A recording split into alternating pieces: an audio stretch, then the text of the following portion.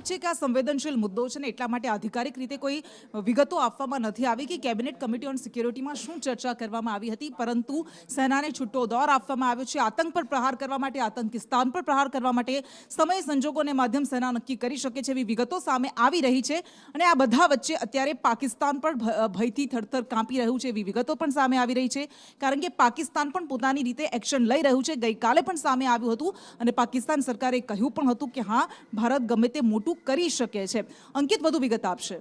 કૃષ્ણ, ચોક્કસપણે પાકિસ્તાનના જે મંત્રી છે રાત્રે 2 વાગે પ્રેસ કોન્ફરન્સ કરવી અને એ બાબતે સ્પષ્ટતા કરવી કે 24 થી 36 કલાકની અંદર ભારત કોઈ એક્શન લઈ શકે છે અથવા તો હુમલો કરી શકે છે, તે પ્રકારનો ડર વ્યક્ત કરવો એ જ વસ્તુ સાબિત કરે છે કે પાકિસ્તાનના મંત્રીઓથી લઈ, પાકિસ્તાનના નેતાઓથી લઈ તમામ લોકો જે છે તે કેટલું કાપે છે, થરથર કાપે છે ભારતના એક્શનથી. હવે વસ્તુ એ છે કે સીસીએસની જે બેઠક છે તે 1 અઠવાડિયાની અંદર 2 વખત મળી, જેમાં ઘણી બધી બાબતોએ ચર્ચા કરવામાં આવી. શું બાબતોએ ચર્ચા કરાઈ છે તે નક્કી નથી થયું, તે સામે નથી આવ્યું, પરંતુ ચોક્કસપણે સેનાને એ ફ્રી હેન્ડ આપી દેવામાં આવે છે કે કોઈ પણ પ્રકારની કાર્યવાહી કરવાથી તમારે ખચકાવાનું નથી. આપણે જાણીએ છીએ કે સીઝ ફાયર વાયોલેશન પર છેલ્લા 6-7 દિવસથી થઈ રહ્યું છે, જેમાં પણ જડબાતોડ જવાબ આપણી સેના જે છે તે આપી રહી છે. એટલે એક તરફથી યુદ્ધાભ્યાસ કરીને આપણે પાકિસ્તાનને સ્પષ્ટ સંદેશ આપી રહ્યા છીએ કે ભાઈ, ભારત કોઈ પણ એક્શન લેવામાં પાછીપાની નહીં કરે.